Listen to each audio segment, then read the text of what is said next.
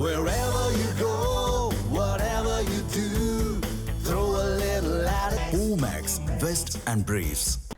கோவை பாரதியார் பல்கலைக்கழகத்திற்கு நிலம் கொடுத்தவர்களுக்கு 160 கோடி ரூபாய் இழப்பீடு வழங்க அரசாணை வெளியிடப்பட்டுள்ள நிலையில் பாதிக்கப்பட்டவர்கள் இனிப்பு வழங்கி கொண்டாடினர். கடந்த 1978ஆம் ஆண்டில் பாரதியார் பல்கலைக்கழகம் அமைக்க தமிழக அரசு முடிவு செய்தது.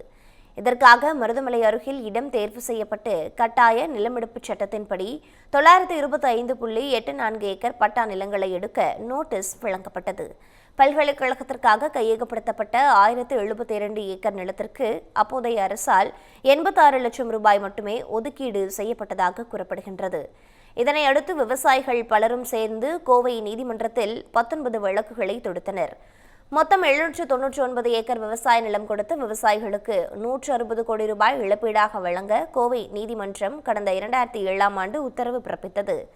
அதன் பின்னரும் இழப்பீடு வழங்கப்படாமல் இழுத்தடிக்கப்பட்டு வந்தது. இந்நிலையில் நிலம் கொடுத்தவர்களுக்கு 160 கோடி ரூபாய் இழப்பீடு வழங்க அரசாணை வெளியிடப்பட்டுள்ளது. இதனால் மகிழ்ச்சியடைந்த விவசாயிகள் இனிப்புகளை வழங்கி கொண்டாடினர்.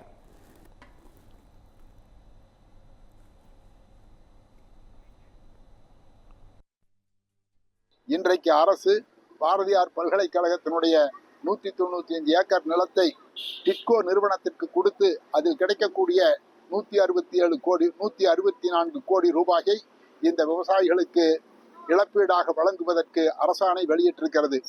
மிகுந்த மகிழ்ச்சிக்குரியதாக இருந்தாலும் கூட அரசு கணக்கிட்டிருக்கக்கூடிய வட்டி கணக்குகள் என்பது இன்றும் எங்களுக்கு தெளிவில்லாத நிலை இருக்கிறது. நாளை அல்லது நாளை மறுநாள் சப்போர்ட் தீர்மானித்த வட்டி கணக்கீடு செய்யப்பட்டிருக்கிறதா என்பதை நாங்கள் தெளிவுபடுத்த வேண்டியது இருக்கிறது. நாளை மறுநாள் ஆட்சித்தலைவரை பார்த்து அதை தெளிவுபடுத்திக் கொள்வோம்.